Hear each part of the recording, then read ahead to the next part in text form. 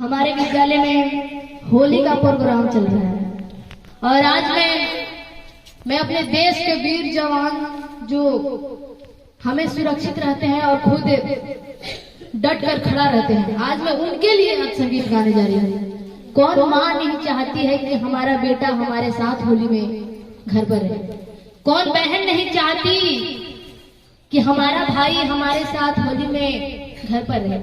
आज मैं भी इसी पर दो लाइन आप सबको सुनाने जा रहा हूँ कि हमारा देश के जवान बॉर्डरे पर खेलन होली। हमारा देश के जवान बॉर्डरे पर खेलन होली। हमारा देश के जवान हमारा देश के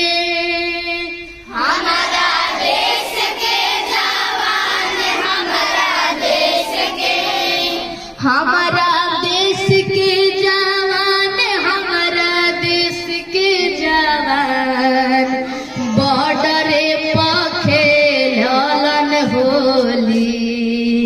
हमारा देश के जवान बॉर्डरे पर खेलन होली। हमारा देश के जवान हमारा देश के जवान बॉर्डरे पर खेलन होली। हमारा देश के जवान बॉर्डरे पर खेलन होली।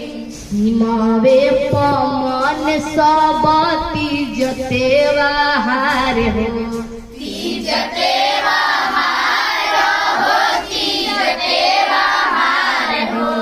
देशवा के जीमा ले ले भैया हमार हो।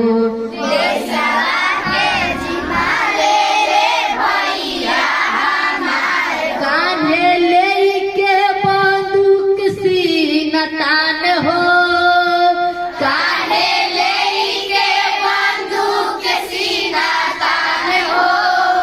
कान्हे ले के बंदूक सीना तान बॉर्डरे पर खेलन होली।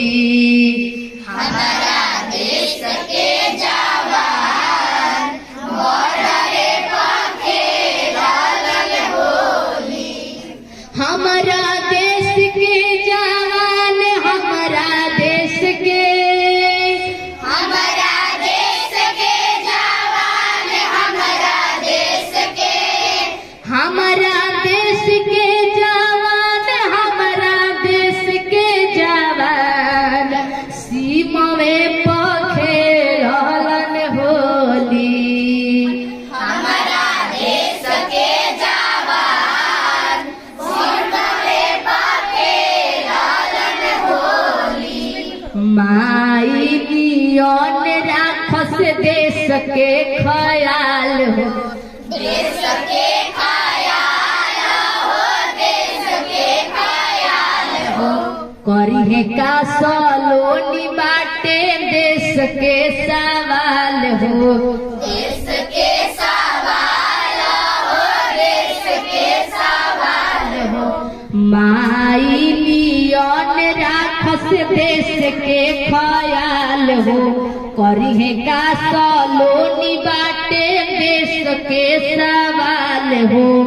कितना वीर देले है खातिर जान हो, कितना वीर देले है खातिर जान हो। कितना वीर देले है खातिर जान बॉर्डरे पर खेलन होली। बहुत सुंदर।